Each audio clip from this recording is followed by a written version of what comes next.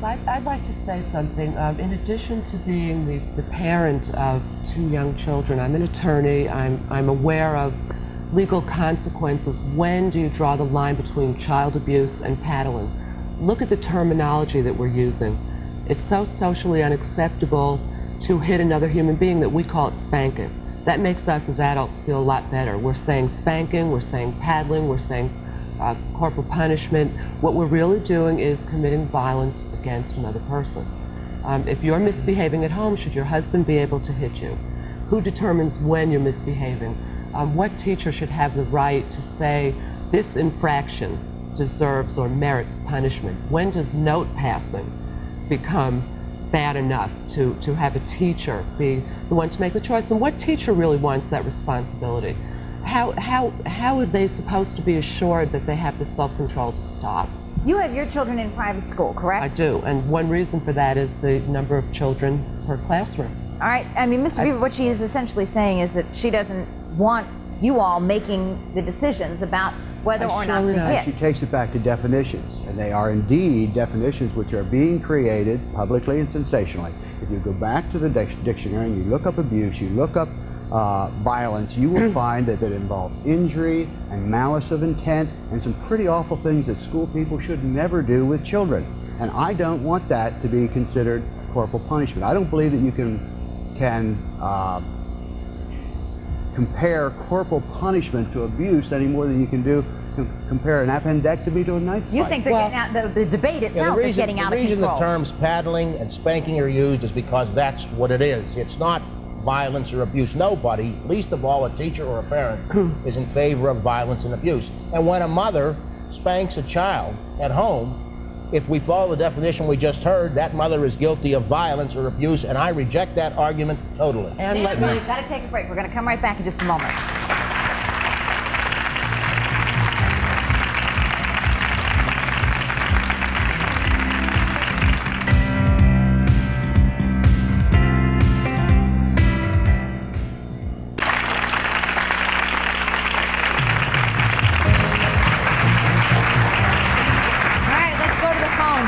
From Carnegie, good morning. Good morning. My name is Suzanne. I'm a mother of 5 boys who are presently attending a private parochial school.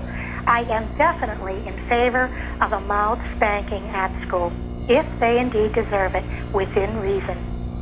Well, you know, there's the old joke about if you go home and tell your parents that you were spanked in school, then your parents give it to you the second time because they had to spank you in school. I mean, why do you support it? Do you think it changes your kids' behavior? Oh, absolutely. There are children in the classroom now which sometimes present a problem for the rest of the children as far as learning and getting their work done. And I think that children like that should be disciplined. And I think that sometimes when a child is embarrassed at any age, whether it be a good smack on the behind or a good crack on the wrist or whatever, I think that a lot of times that settles them down and they have a tendency to behave in that particular classroom. I myself was in a classroom when this occurred, and believe me, years ago it made a difference, and I am a young mother. I am only 38 years old. Now, Suzanne, have any of your kids ever been hit in school? No. No. No, but I'm sure many a times I wish they had been. Really? I mean, what you're talking about is truly the hypothetical, because you've not gone through this with your own child. You think but you have gone through it myself.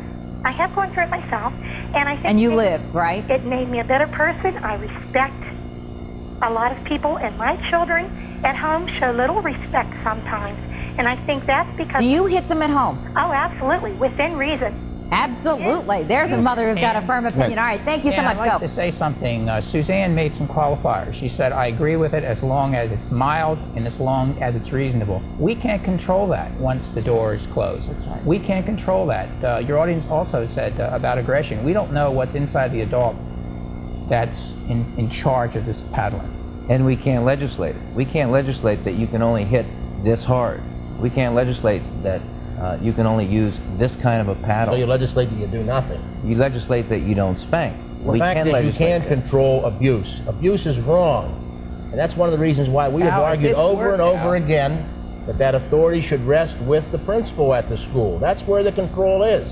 Abuse is wrong, but under state law today, a teacher can in fact paddle a student very hard and not be prosecuted under state law. In fact, they are exempt from being prosecuted under state law by child abuse laws, and they've asked for that exemption. And now, in Mike, your hearings, did you teachers are find... loco parentis, and you want to change that. That's going to make it very difficult in schools for the schools to run. Routine kinds of things that occur are suddenly going to become an alleged violation of a state law. That's what the problem is. We have a ban on paddling right now in Pittsburgh, but it's a Pittsburgh school system rule, and it's handled internally. We don't have a matter we have to deal with now at the state level, and that's what I would argue is an extremely unnecessary and very complicating factor of what you're talking about. 19 states have in fact banned corporal punishment. The quality of education in those states are no different than the quality of education in Pennsylvania. If you can teach a kid without the spanking, why do we have to do it? Pittsburgh and Philadelphia have banned it. Is there any difference in the quality of education in those school districts than school districts that have corporal punishment? No one's ever been able to prove to me that that's the case. Have you heard horror stories in your hearings? Absolutely. There's a number of horror stories throughout the state, and that is a fact. Give us some examples. Well, we have examples of physical paddlings that ended up needing medical attention, and there's no way under state law to deal with that teacher or that principal. It just can't be done. It's a fact. It's on record, and my point is, if that happens to 10 school children in Pennsylvania, don't we have an obligation as state legislators? School code, Mike, mentions both cruelty and intemperance, and you know that as well as I. They're both in the Tenure Act. They're both in the school code. Cruelty and intemperance are not permitted in the school. They're not permitted by school authorities. You referenced that the quality of education has not changed, and your referral there, I assume, is to some kind of testing. Is that correct? No, not really to any testing. I'm just saying that 19 states have banned corporal punishment. Many school districts throughout Pennsylvania have banned corporal punishment. And what's the difference in the quality of education in those areas and But you have stated that there is no difference in quality. How do you measure that? Well, I would say, how do you measure it? If in fact you're saying that it helps us teach better, then I think the burden's on you to prove to us that in fact, if that helps you teach better, then perhaps we should allow it. But the burden should be on you, because we're talking about... I did not claim, Mike, that there was no difference. I believe there is an overall difference, and many times we begin... Do you think kids go like hog wild if they don't have, if they know that the teacher can't pick up a paddle? No, ma'am. I think there is an impact. I told you, it's the little thing in the back wall. It's the plug in the right. Erosion starts slow. Mike has said that there is a difference in quality, and we keep measuring education by some set of standards on a test.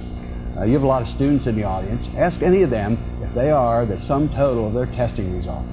They are not. They are the sum total of their behaviors and their feelings and their thoughts and their creativity and their values.